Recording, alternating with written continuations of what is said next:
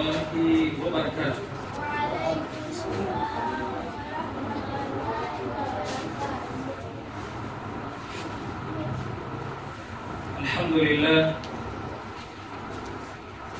الحمد لله رب العالمين، والصلاة والسلام على أشرف الأنبياء والمرسلين، أما بعد. Ndugu zangu katika iman, awali yote ni kumshukuru Allah subhanahu wa ta'ala,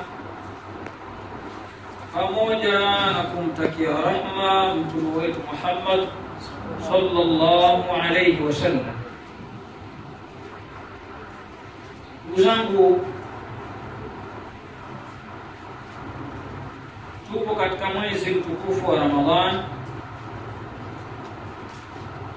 mwezi ambao ni wenye kupatikana kheri nyingi kabisa kwa wale ambao watakao jibidiisha na kutafuta radhi za Allah subhanahu wa ta'ala. Lakini maana dhalika, hasara zake ni kubwa kwa wale ambao watakaoishi kinyume na mafundisho ya Allah subhanahu wa ta'ala. Ndugu zangu, tupo katika mwendelezo wa darasa yetu ya swala, na jana tulikuwa tukieleza katika faida zinazopatikana kwa yule mwenye kutekeleza swala. Lakini leo pia itakuwa ni mwendelezo wetu wa darsa ya jana ambayo tulikuwa nayo. Hivyo kila mmoja, wewe na mimi, yatakikana katika haya tunayeyakumbusha, basi tuweze kuweka azma ya kuyafanyia kazi, lakini pia na kumwomba Allah subhanahu wa ta'ala aweze kutufanyia wepesi katika kuyaendea yale ambayo tunayokumbushana. Ndugu zangu, tulikuwa tukieleza hadithi ya Nabii Muhammad sallallahu alayhi wasallam, na sehemu ambayo tulikuwa tumeishia, tumeona kwamba mtu mwenye kuitekeleza swala inampatikania yeye wepesi wa kujibu maswali ya kaburini. Lakini yule ambaye atakayetekeleza swala tano kwa wakati, kwa kutimiza sharti zake na nguzo zake, Mtume sallallahu alaihi wasallam katika darasa yetu ya jana anaendelea kutukumbusha faida ambazo zinazopatikana katika kule kudumu na swala tano. Mtume sallallahu alaihi wasallam anasema, wa mu'nisun fi qabrihi, na hiyo swala tano inakuwa ni liwazo katika kaburi lake. Anakuwa si mpweke katika kaburi lake, swala inakuwa inamliwaza ila yaumil qiyama, mpaka siku ya kiyama.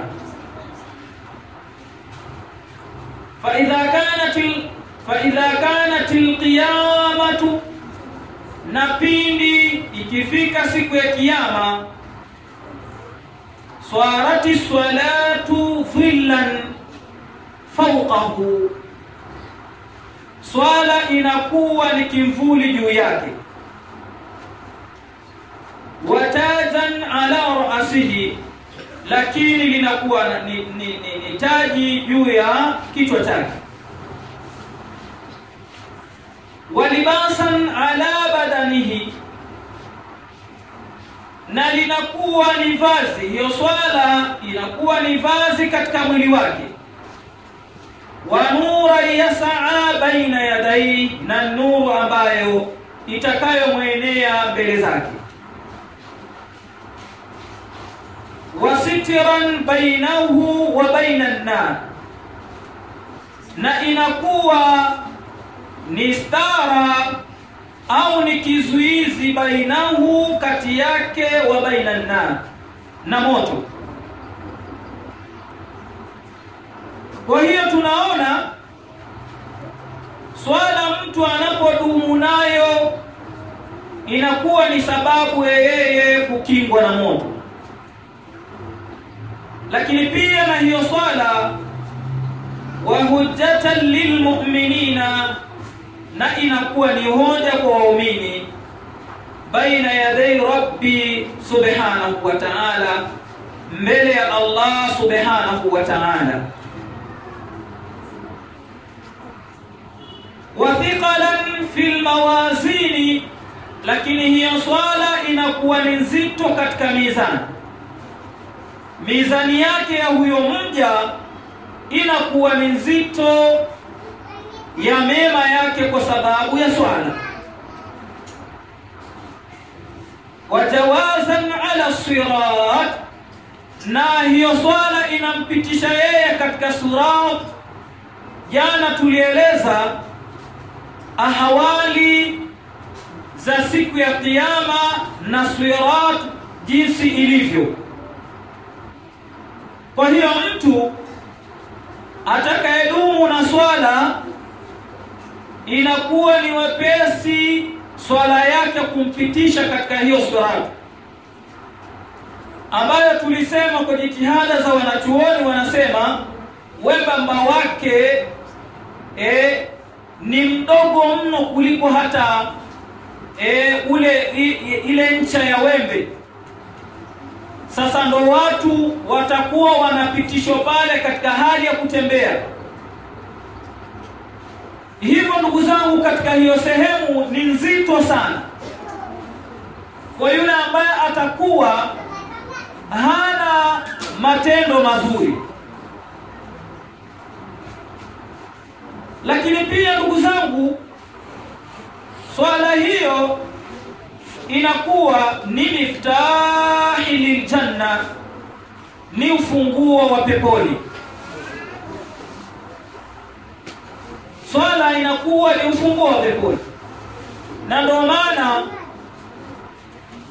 Mtume sallallahu alaihi wasallam akatuhimiza mno katika swala la kuitekeleza swala, ni kwa sababu swala ndio ufunguo wa pepo. Kwa sababu mtu anaweza akafanya matendo mengine lakini swala ikakosekana, manake huyo mtu hana ufunguo. Tujalia ni sawa na mtu kajengewa nyumba, lakini maana dhalika asipewa ufunguo, hali ya kuwa hiyo nyumba imefungwa. Haya ataingiaje? Manake mtu huyo hawezi kuingia katika hiyo nyumba. Naam ndugu zangu,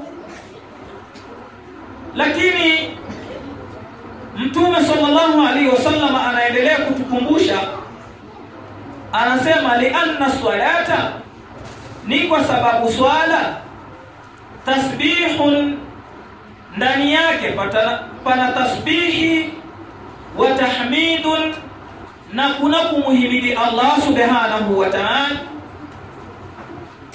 Lakini pia akasema wa inna afdalul a'mali kulliha as-salatu liwaqtiha, hakika ya matendo ambayo ni bora zaidi matendo yote, anasema as-salatu liwaqtiha, ni mtu kuswali kwa wakati. Ndugu zangu, hizi ni faida ambazo Mtume sallallahu alaihi wasallama anatukumbusha wewe na mimi kwamba mtu anayeswali ana kheri nyingi, kama ambavyo tulivyo zieleza kuanzia mwanzo wa darasa zetu mpaka hapa tulipofikia. Lakini pia ويقال نبنا سيما من داوم على الصلاة الخمس yule mtu mwenye kudumu na swala tano fil jamaa, tena swala hiyo akiswali kwa jamaa, atahu Allah ta'ala khamsan hiswali, Allah atampa mambo matano.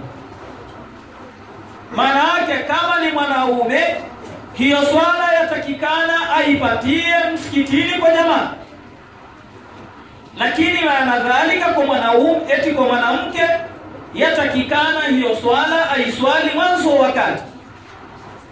Sio mtu anasikia adhana alafu bado anaendelea na kazi zake, anakuja kuswali kwa muda anaotaka. Basi hilo limekatazwa na Nabii Muhammad sallallahu alaihi wasallam. Anasema mambo haya matano mja atakayopewa, awaluha, la kwanza, yurfa'u anhu dhiqa al-aish, anaondolewa yeye na dhiki ya maisha.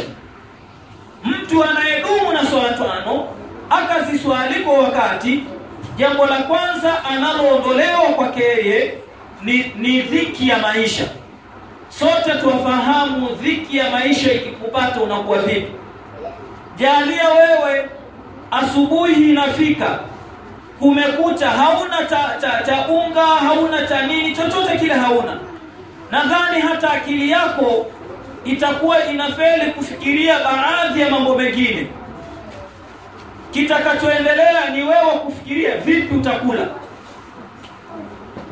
Ndugu zangu, hilo ni jambo la kwanza ambalo mtu atakalo ondolewa yule mwenye kudumu na swala tano. Lakini jambo lingine la pili, wayurfa'u anhu adhab al-qabr, huondolewa kwa mtu huyo adhabu ya kaburini.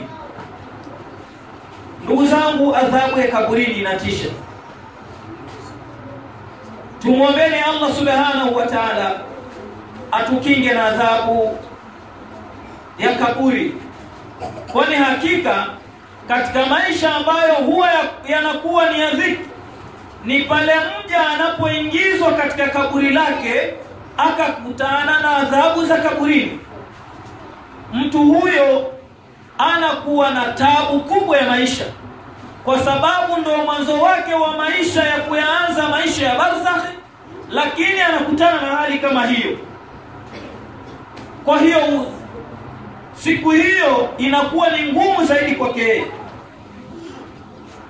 Na jambo la tatu, wayuta kitabahu biyamini, anapewa mtu huyo mwenye kudumu na swala tano, anapewa kitabu chake kwa mkono wa kulia. Na tunaona Mwenyezi Mungu Subhanahu wa Ta'ala anatuambia kwamba yule atakayepewa kitabu chake kwa mkono wa kulia, huyo manake ndio kafaulu. Na jambo lingine, wayamurru ala sirat kalbarq alkhatif, anapitishwa katika sirat kalbarqi, kama vile ule mwanga wa radi, wanasema barq al-khatif, tena ule wenye kubokora macho, yani ni kitendo cha kumulika mara moja na kupotea. Maana yake mtu mwenye kudumu na hiyo swala tano atapitishwa katika sirat namna kama hivyo. Na jambo lingine, wayadkhulu al-jannata bighairi hisab, ataingizwa peponi pasina ya hisabu. Na mbona tunaambiwa kila mmoja lazima atahesabiwa? Sasa inakuwaje mbona tena hapo twasema mtu ataingizwa peponi pasina ya hesabu? Ndugu zangu, tukitolea mfano wa kidunia, gari zote ambazo huwa zinapita sehemu ya mizani huwa zinapita. lakini sio kila gari inayopita katika kituo cha mizani eti inapimwa, la. Kwa sababu zingine zinakuwa hazina mizigo ya kupimwa, kwa hiyo maana dhalika haziwezi kupimwa. Kwa hiyo huyu mja atapita katika ile sehemu ya hesabu, maana yake hawezi kuhesabiwa. Kwa sababu gani? Amali zake zimefanyaje? Zimejitosheleza. Kwa hiyo ndio mfano kidunia tunachukulia gari inapopita katika sehemu ya mizani, ile gari ambayo haina mizigo, maana yake bali inapitishwa tu kwa sababu lazima ipite. Naam, kwa hiyo ndio maana ya maneno haya anasema shekhe, wa yudkhilul jannata bighairi hisab, ataingizwa peponi pasina ya hisabu. Naam, ndugu zangu, hizi ni faida ambazo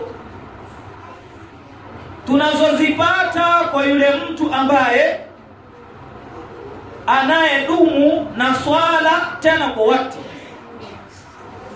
Manake al-ashafu shadid, masikitiko yaliokuwa makubwa hivi leo ni unakuta mtu anaswali kwa muda anaotaka. Yaani mtu anaweza akafanya kazi zake tu, udhuri kapita, asri kapita, mwisho siku ndo anakuja anaunganisha zote magharibi, anaswali dhuhuri, anaswali asri. La, bali wanasema swala ibada ndo yatakikana ipangie kazi, sio kazi ipange ibada. Hapana, ibada ndo ipange kazi. Na ndio maana Allah subhanahu wa ta'ala kaanza na salatu subuhi, yani kabla hatujaanza harakati zozote, kwanza ibada. Afu maana dhalika tunaingia katika harakati, baada ya kufanya harakati tunaingia kwenye swala. Allah anasema acheni harakati zenu, nendeni mkafanye ibada. Sasa hapo ndo wewe itakikana upime kati ya harakati zako na ibada ya Allah, lipi ambalo ni zito. Je, utaacha kazi zako ukatekeleza ibada, au utaendelea kufanya harakati zako ili uje uswali kwa muda ambao unaotaka?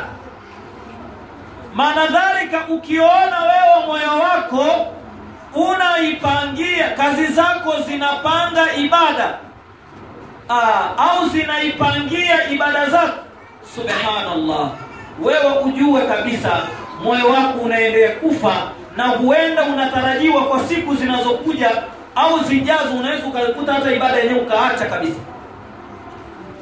Kwa hiyo ndugu zangu, kila mmoja lazima ahakikishe anaswali kwa wakati. Ndugu zangu, tutakumbushana masala kama matatu hivi kwa yule mtu ambaye mwenye kupuuzia swala. Tutaona madhara ya yule mtu mwenye kupuuzia swala. Je, madhara yake yakoje? Ndio maana hapa Sheikh anasema waman tahawana bisalati alkhamsi, yule mwenye kupuuzia swala tano, fil jamaa, tena kwa jamaa. Na hapa anasema jamaa ni pamoja na kuchunga wakati. Ndugu zangu, kwa mfano tujalie baadhi ya mashekhe wanaweza kukuta kuna taratibu zinafanyika. Sawa, watu wanaweza kuswali jamaa lakini bighairi wakati sahihi, lakini pasina wakati sahihi. Kwa mfano, kuna jambo labda la maulidi, kuna jambo la harusi, unakuta mashekhe wanasema subirini kwanza, mwisho wa siku unakuta wakati unaondoka. Japokuwa hawa watu watakuwa wataswali kwa jamaa, hawa swala hiyo ni mtihani. Swala ya jamaa inachungwa pamoja na wakati sahihi wa kuiswali hiyo swala. Naam. Kwa hiyo anasema kwanza aqabahu Allah Ta'ala bi 12 khaslat. Anasema Mwenyezi Mungu atamwadhibu mtu huyo kwa takribani mambo 12. Mtu ambaye atakayeipuuzia swala, asiswali swala kwa jamaa, asiswali swala kwa wakati, takribani ataadhibiwa mambo 12. Tutaeleza machache, hatuwezi kuyamaliza yote kulingana na muda wetu. Na Anasema thalathatun fi dunya, kwanza mambo matatu ataadhibiwa katika hii dunia. Wa thalathatin 'inda al-maut, na mambo matatu ataadhibiwa wakati wa kufa. Wa thalathatin fil qabri, na mambo matatu ataadhibiwa kaburini. Wa thalathati yawmil qiyama, na mambo matatu ataadhibiwa siku ya kiyama. Naam, amma thalathatu allati fi hayati, ama mambo matatu atakayoadhibiwa katika maisha, asema fa innahu tarfa'u al-barakatu min kasbihi wa rizqihi, Mwenyezi Mungu Subhanahu wa Ta'ala hakika atamuondolea baraka min kasbihi, kutokana na chumo lake, wa rizqihi, na riziki yake. Chumo ni ile biashara unayoifanya, Mwenyezi Mungu anaiondoshia baraka, lakini riziki ile unayokula inakuwa haina baraka kwako wewe. Unaweza ukala lakini mwili wako ukawa dhaifu, unaweza ukala lakini kama vile unajihisi bado una njaa. Hii yote ni kwa sababu Mwenyezi Mungu amekuondoshia nini? Amekuondoshia baraka katika nini? Katika ile riziki yako.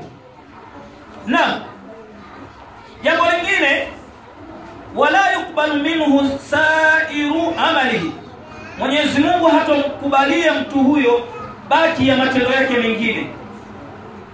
Matendo mengine Allah Subhanahu wa Ta'ala hatakumkubalia kutokana na nini? Kutokana na yeye kule kuipuzia swala. Naam. Lakini jambo lingine ambalo ni baya zaidi, anasema wayakunu baghidhan fi qulubi an-nas, na mtu huyu anakuwa anachukiza katika nyoyo za watu. Kila mtu akikuona yeye anakuchukia basi na sababu ya msingi. Hata ukiongea jambo la huyu naye, na Mwenyezi Mungu anakuingizia chuki kwa watu, na kuwa haupendezi kabisa, wala maneno yako hayawapendezeshi watu kulingana na mtu kule kuipuzia swala. Lakini jambo la mwisho, mambo ni mengi ambayo nimesema ya kueleza. Jambo la mwisho kulingana na wakati wetu, anasema kwamba watukbadhu ruhahu atshanan jai'an, mtu huyo roho yake inachukuliwa hali ya kuwa ana kiu kikali na njaa kali. Jana tulieleza ahwali ya mtu anayefariki. Utaona mdomo wake ana chama hali ya kuwa mpaka kuja kukurudia, eti kurudisha jinsi ulivyokuwa. Ndugu zangu, inakuwa ni mtihani. Ni kulingana Mwenyezi Mungu anaiondoa roho yake hali ya kuwa ana kiwi, hali ya kuwa ana njaa. Ndipo unakuta mtu, nyinyi mnahangaika kumkamata huku na kule, macho yanakodoka kama vile yanataka kutoka. Ni kwa sababu anakufa hali ya kuwa ana njaa kali na kiu kikali. Ndugu zangu, tumuombeeni Allah Subhanahu wa Ta'ala atujalieni mwisho wema. Lakini tumuombeeni Allah Subhanahu wa Ta'ala atukubalie matendo yetu tunayofanya katika huu mwezi wa Ramadhani. Kulingana na muda wetu, ndugu zangu, ya kusema ni mengi, kwa haya machache Mwenyezi Mungu atulie taufiki tuweze kuyafanyia kazi. Assalamu alaikum wa rahmatullahi wa barakatuh.